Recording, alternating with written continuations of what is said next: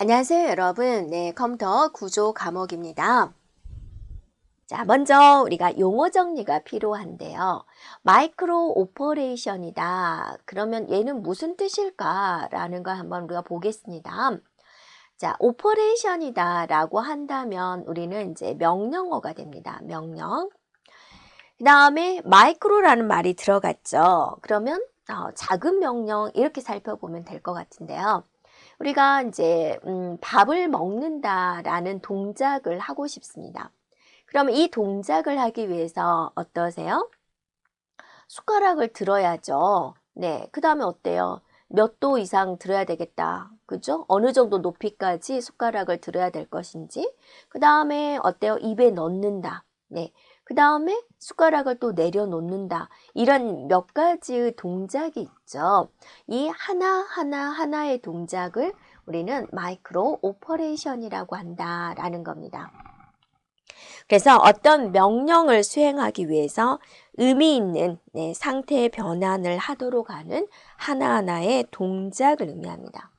그래서 이 명령 한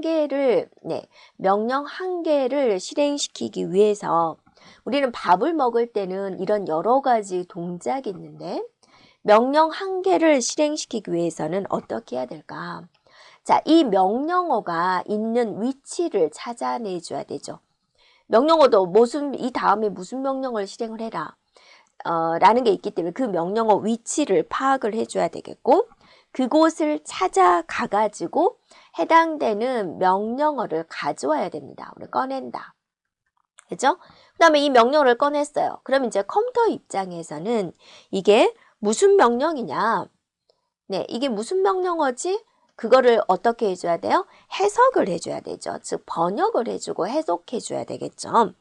네, 그러면 이제 실행을 해야 되겠죠. 네, 그래서 이 명령을 하기 위해서는 어떤 장치에다가 어떤 동작을 실행시켜 줘야 될지 이런 것들을 이제 하게 되는 거죠. 그래서 이 하나의 동작을 마이크로 오퍼레이션이라고 한다라는 거죠. 네, 되었나요? 우리가 단순히 A 더하기 B를 하세요. 덧셈 연산이지만 그 덧셈 연산을 실행하기 위해서는 자, 이런 처리 과정들을 거쳐야 된다. 그래서 여러분이 마이크로 오퍼레이션 생소한 용어지만 어떻게 기억해 주면 돼요? 의미 있는 하나하나의 동작이다 라고 보면 되겠습니다. 예를 들어서 이제 또 MAR 이렇게 이런 뜻이 있다. 그럼 이제 여러분이 기억이 나와줘야 되죠. PC는 뭐였죠? 다음에 실행할 명령어의 번지를 기억하는 거였죠. 프로그램 카운터. MAR은 뭐죠? 네, 주소를 기억하는 레지스터입니다. PC도 뭐를 기억해요? 주소를 기억해요.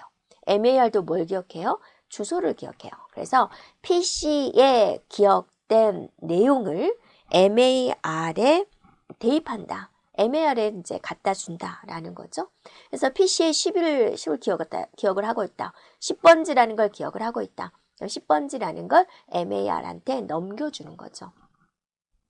그 다음에 자, 이런 동작이 있다. 그럼 얘는 무슨 뜻일까? MBR에는 뭐가 들어있죠? 네, 메모리 주소에 있는 데이터의 내용이 들어가 있죠. 데이터의 내용. 네, 그 데이터의 내용과 AC는 뭐죠? 누산기죠. 네, 누산기. 누산기도 데이터의 내용이 있습니다. 그래서 두 개를 더해가지고 다시 누산기에 기억을 시키겠다. 이런 동작입니다. 이런 동작 하나하나를 뭐라 그런다? 마이크로 오퍼레이션이라고 한다라는 겁니다. 자, 그러면 이제 이 마이크로 오퍼레이션은 한 개의 클럭 펄스란 건 뭐죠? 이런 경우죠. 이렇게. 그러니까 우리가 형광등에 빛이 계속 들어와 있는 게 아니라 들어왔다 나갔다 하는 거예요. 단지 그 사이가 뭐 10억분의 1초 그런 거기 때문에 우리 인간이 감을 못 느끼는 거죠. 네, 컴퓨터 쪽도 마찬가지입니다. 이런 클럭이 들어온 상태에서 명령어가 실행이 돼요. 들어왔다 나갔다 하는 거예요. 이렇게 올라왔을 때 명령어가 실행되는 거예요. 이때 어쩐다? 네, 동작이 이루어진다라는 겁니다. 되었나요? 네, 그러면 이제 이걸 뭐라 그런다? CPU의 클럭 펄스라고 한다라는 거죠. 그래서 이 지정된 시간 동안 1초에 이 클럭 펄스가 많이 일어나면 일단 내가 동작을 많이 할 수 있는 기회라는 게 있죠. 네, 그래서 1초에 클럭 펄스가 많이 일어나는 게 더 좋은 컴퓨터다라고 이제 우리가 볼 수가 있습니다. 그래서 하나의 클럭 펄스 동안 실행되는 이런 기본 동작을 마이크로 오퍼레이션이라고 한다라는 거죠. 됐죠? 그러면 이제 어떤 명령어를 먼저 실행해라. 그 순서를 결정해 주는 게 있죠. 여러분이 뭐 300명의 학생들이 영화관에 들어가려고 한다. 그러면 담임 선생님이 줄 서 그런 식으로 이야기를 하죠. 너 들어가고 너 들어가고 너 들어가고 이렇게 순서라는 게 또 필요해야지 또 질서 정연한 게 되는 거죠. 그래서 이제 마이크로 오퍼레이션의 이제 순서를 결정하기 위해서 제어 장치가 신호를 발생을 시켜요. 그걸 우리는 제어 신호다라고 합니다. 이 제어 신호다, 제어한다라는 거죠. 학생들을 제어한다, 나 자신을 제어한다. 이렇게 이제 순서를 결정하기 위해서 제어 신호가 필요하다. 이런 문제가 나오는 경우가 있어요. 중앙 연산 처리 장치에서 마이크로 오퍼레이션이 순서적으로 일어나게 하려면 뭐가 필요하다? 바로 제어 신호가 필요하다. 네, 기억해 주면 되겠습니다.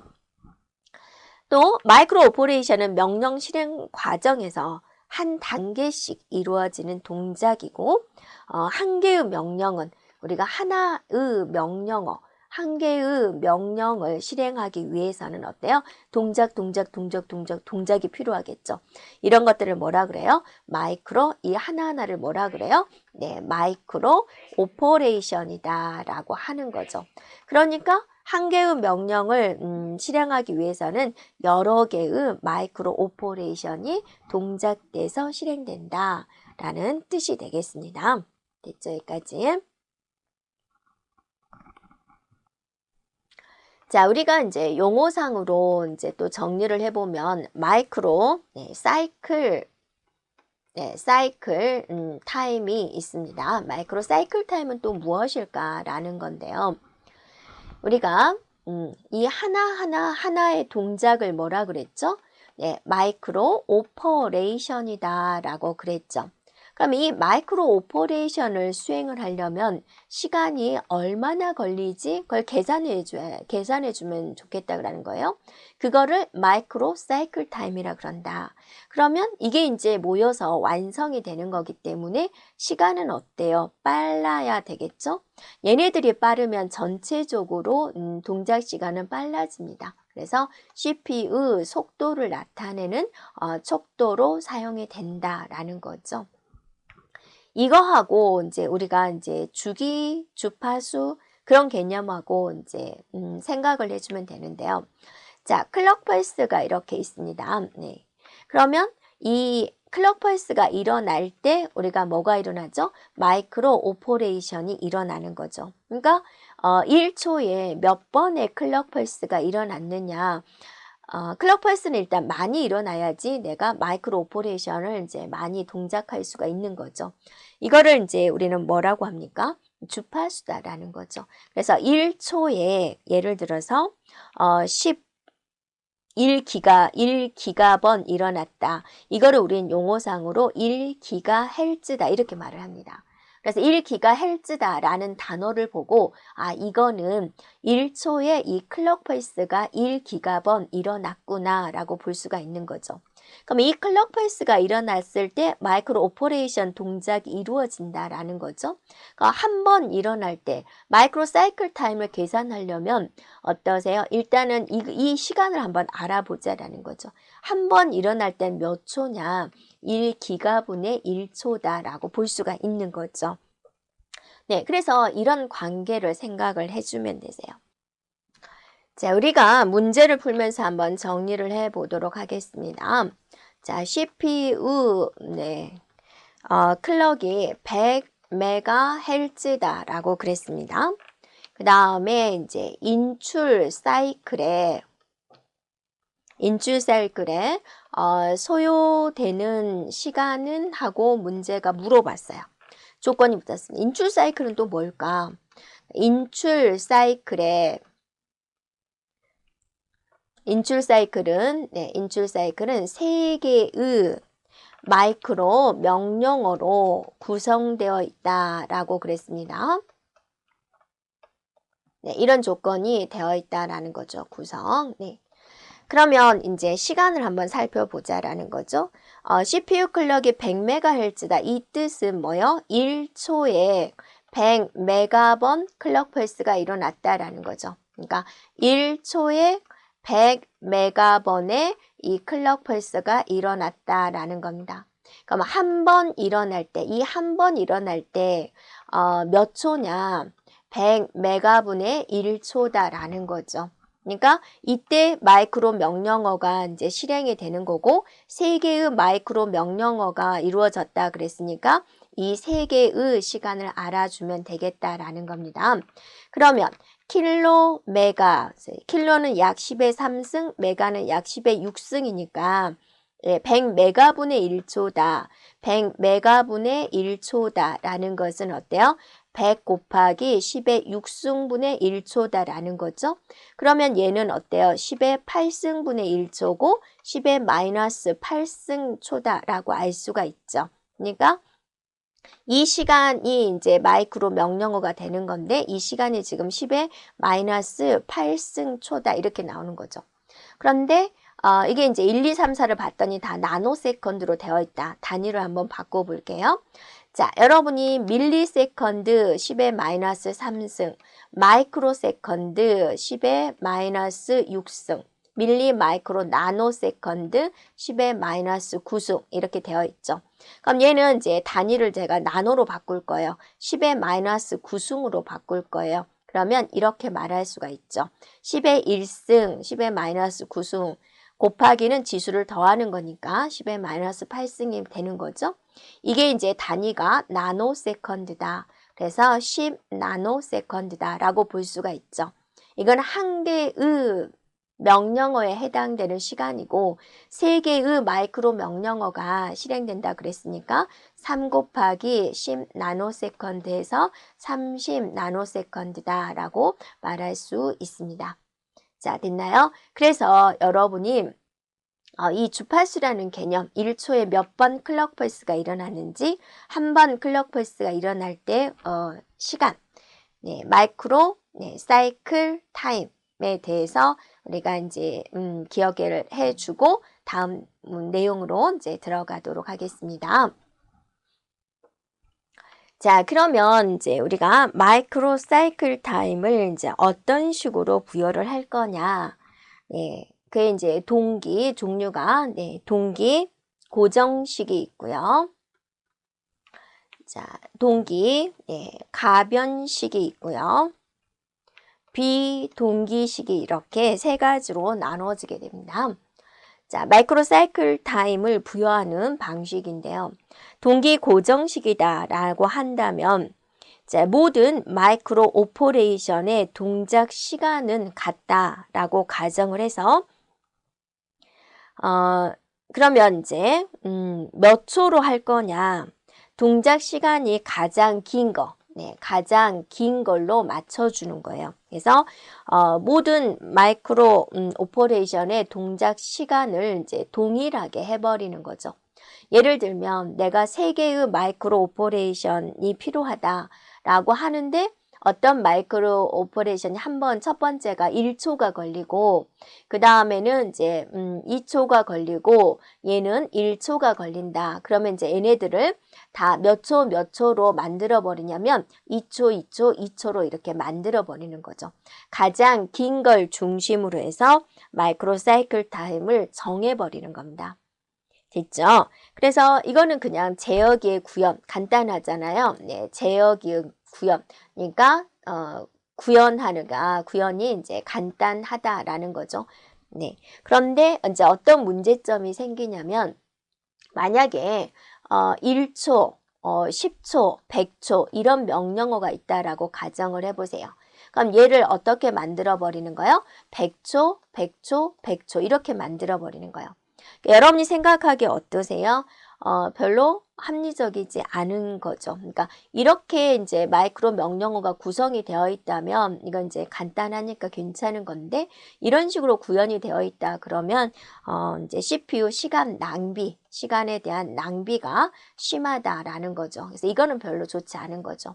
또 이런 경우도 1초, 네, 100초, 네, 101초, 네, 1000초, 1000초, 뭐 1001초 이런 식으로 왔다. 그럼 전체를 다 1001초로 만들어줘야 되잖아요. 그러니까 이렇게 이제 들어왔을 때는 별로 좋은 방법이 아니구나라고 볼 수가 있겠죠. 하여튼 동기 고정식은 마이크로 오퍼레이션이 가장 긴 걸 중심으로 전체 통일시켜 버리는 방법이다라는 거죠. 제어기에 대한 구현은 단순하지만 이런 경우에는 CPU 시간의 낭비가 심할 수 있다라는 겁니다. 그래서 또 인간들이 열심히 고민을 했겠죠. 그래서 이제 가변식, 동기 가변식이라는 것을 만들었어요. 모든 오퍼레이션의 시간을 동일화시키는 것이 아니라 비슷한 것끼리 그룹화를 시켰어요. 그룹. 그래서 그룹별로 네, 시간을 정하는 겁니다. 그래서 이거는 어떠세요? 이것처럼 수행 시간이 현저히 차이가 날 때 사용해주면 되겠죠. 네. 그래서 동기 고정식보다는 CPU의 낭비 시간은 줄일 수 있습니다. 하지만 구현하는 것은 이제 조금 더 생각을 해줘야 되겠죠. 그래서 동기 고정식의 반대죠. 제어기의 구현은 더 복잡하다. CPU 낭비가 낭비 시간을 줄일 수가 있다. 이렇게 볼 수가 있겠죠. 그러니까 예를 들면 수행 시간 1초, 2초, 1초, 1000초, 네, 1001초, 네, 1000초 이런 식으로 있다. 그러면 얘네들끼리 그룹을 2초로 만들고 얘네들끼리 그룹을 지어가지고 1001초로 만들고 이런 식으로 만드는 것을 말을 한다라는 겁니다.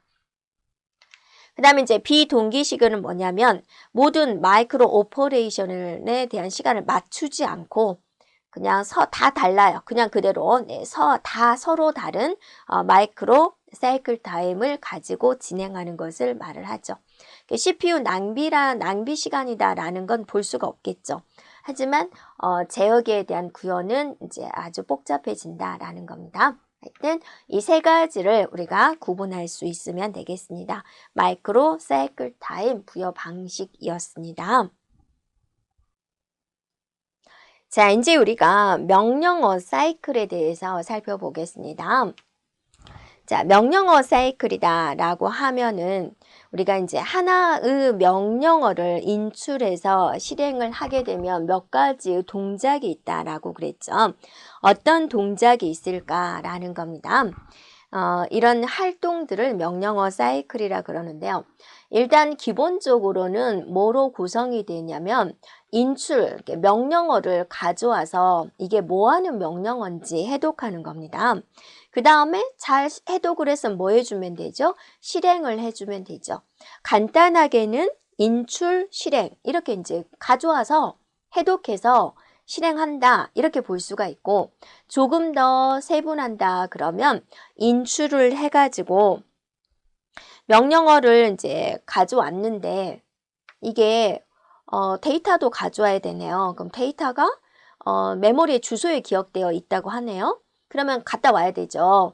간접 주소 지정 방식인 경우에 한번 갔다 오는 거고 그래서 데이터를 가져왔으면 실행하는 거죠. 명령어 가져와서 해독했죠? 데이터가 필요하네. 데이터 가져와죠? 그러면 이제 실행을 하는 건데 간혹 가다가 어떤 일이 발생될 수가 있냐면 인터럽트가 발생될 수가 있어요. 이렇게 크게 이제 이렇게 4단계로 나누어서 진행이 됩니다. 그래서 인출과 실행은 항상 실행이 되는 거죠. 그런데 간접은 이제 데이터 가져올 때 데이터가 필요할 때 간접 주소 방식일 때 실행이 되는 거고 인터럽트는 어때요? 인터럽트가 걸릴 때만 실행이 되는 거죠. 그러니까 인출과 실행은 항상 실행되는 것이고 간접과 인터럽트는 이제 필요할 때만 수행되는 것이다. 그래서 명령어 사이클을 이렇게 4가지로 구분을 해서 우리가 이제 표로 기억을 해주면 인출을 해서 실행을 한다 그거죠. 네. 그래서 이렇게 가는 것이고요. 간접이 필요한 경우는 인출을 했는데 데이터가 필요하고 간접 주소 지정 방식이네. 이렇게 가요. 그럼 간접 데이터 가져왔죠. 그러면 어떻게 하죠? 실행으로 가면 되는 거죠. 이렇게.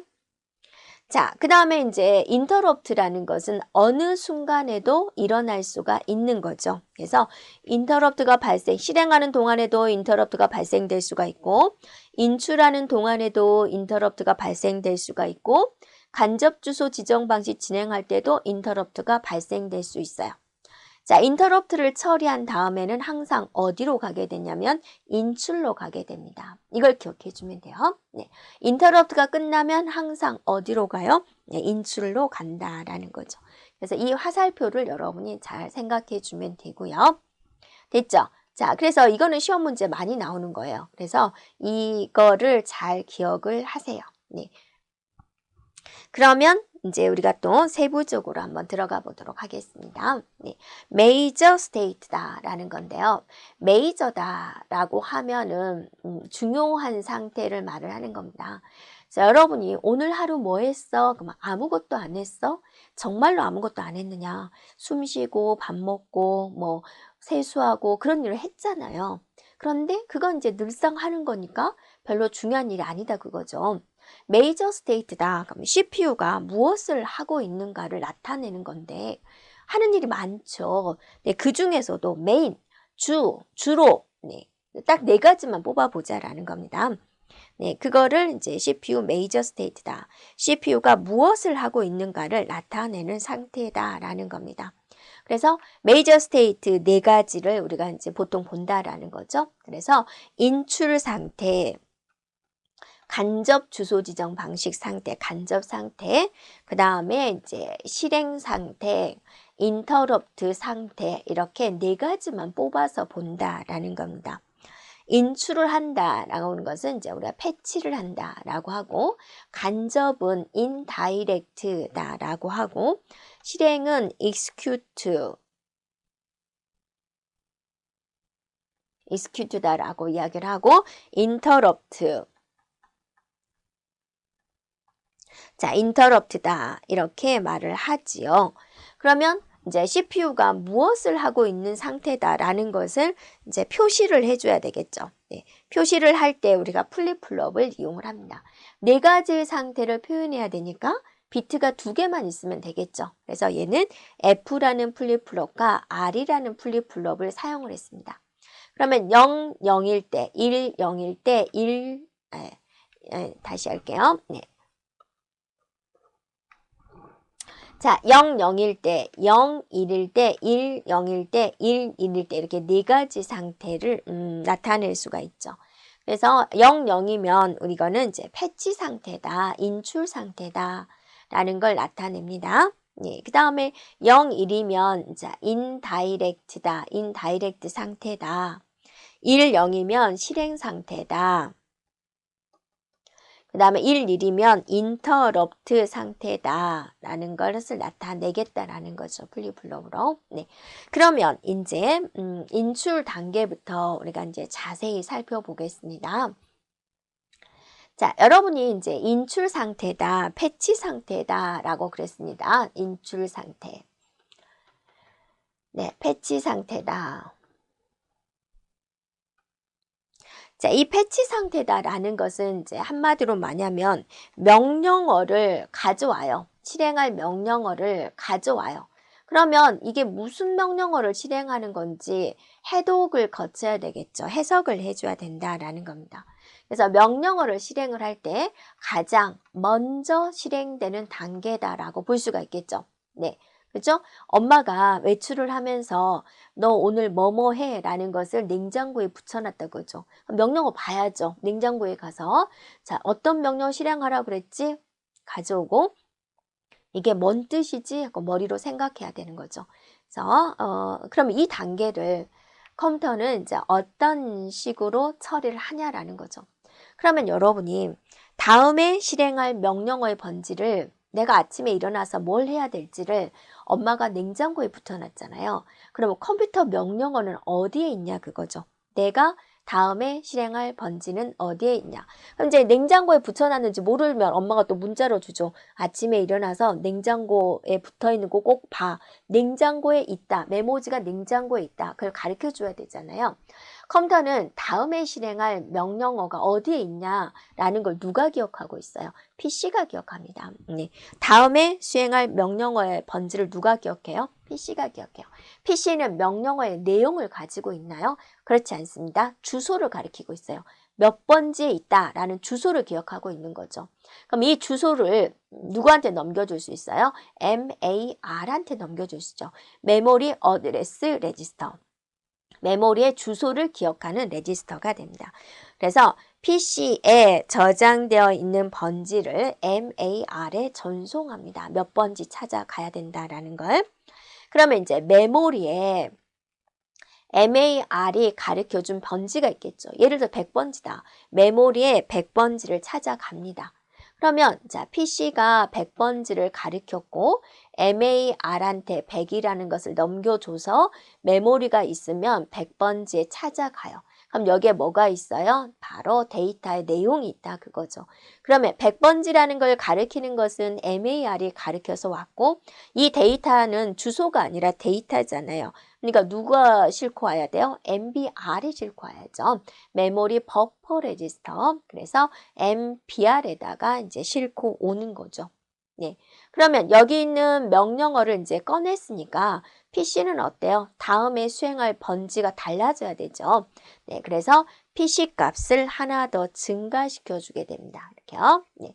그래서 자, 얘가 하나의 단계 네, 타임이다라고 생각을 해서 우리가 이제 T로 표시를 하겠습니다. 네, 그래서 이게 단계, 이게 단계. 그래서 이 단계에서는 두 개의 마이크로 오퍼레이션이 일어나게 됩니다. 자, 가져왔어요. 네.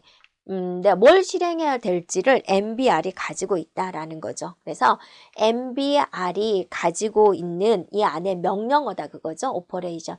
명령어를 명령 레지스터 IR에 인스트럭션 레지스터에 전달을 하게 됩니다.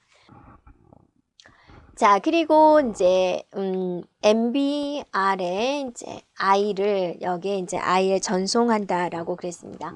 자, 이 I다라는 것은 이제 어떤 상태냐, 모두 비트다라고 하는데 이게 이제 직접 주소 지정 방식이냐, 간접 주소 지정 방식이냐라는 것을 이제 나타내는 네, 상황 비트다라고 보면 되겠습니다. 네. 자, 이게 일어나게 되는 것이고요. 그 다음 단계로 이제 진행을 해야 되겠죠. 그러면 여러분이 지금 그거 생각나죠?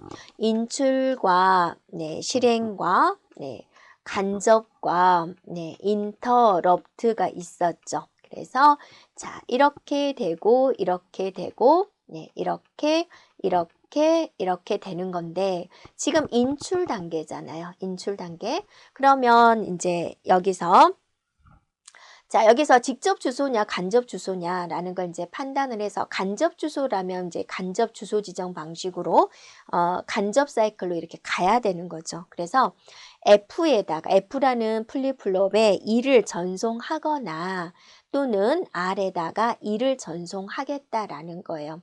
이거는 무슨 뜻일까? 이제 우리가 한번 살펴보면은 플립플롭 두 개 중에서 F와 R 중에서 00, 01, 10, 11 있는데 00이면 뭐였어요? 인출이죠. 지금 00인 상태잖아요. 그러면 F에다가 2를 주겠다. 그러면 여기 이제 두 가지 중에 하나가 되는 거죠. 그래서 1, 0이면 뭐가 되는 거예요? 실행 사이클로 간다라는 거죠. R에 2를 주면은 어때요? 이 상태이거나 또는 이 상태가 되는 거죠. 네. 그러면 이 상태는 이제 무슨 상태가 되는 거예요? 간접이 되는 거죠. 그러니까 데이터가 이제 간접으로 갈 필요가 없으면 바로 F에다가 2를 줘서 네, 실행으로 가겠다라는 거고, 그죠? 근데 이제 이거 이제 모두를 가져왔더니 간접 주소 지정 방식이어서 이 사이클로 가야 된다. 간접으로 가기 위해서 R에다가 2를 주는 거죠. 그러면 얘는 간접으로 가는 거죠. 이렇게 1을 주거나 F에다 2를 주거나 또는 R에 2를 주겠다. 이렇게 이제 다음 사이클을 간다라는 거죠. 네. 그래서 이 인출 사이클, 패치 사이클은 시험 문제 아주 자주 나오고요. 여기를 기억을 해줘야 돼요. 그래서 이 부분은 이제 우리가 이제 나오기도 하고 안 나오기도 하는데요. 인출 사이클에서 제일 먼저 이루어지는 게 무엇이냐? PC 값을 MAR에 준다. 또는 순서대로 나열하시오. 이렇게 나옵니다. 그래서 여러분이 인출 사이클만큼은 이 순서를 꼭 기억을 해줘야 되겠습니다. 됐죠? 그래서 지금 여기서 보면 이 부분은 이제 세부적인 설명이기 때문에 나오기도 하고 안 나오기도 하는데요. 이 여기서부터 여기까지 있죠. 하나, 둘, 셋, 네 개는 꼭 기억을 해주고 특히나 T1에서 이 두 개의 명령어는 동시에 실행이 돼요. 그러니까 우리가 이제 하나의 클럭 펄스 동안에 마이크로 오퍼레이션이 일어나는데 여기 같은 경우는 이 하나의 클럭 펄스 동안에 두 개의 마이크로 명령어가 동시에 실행되는 거죠.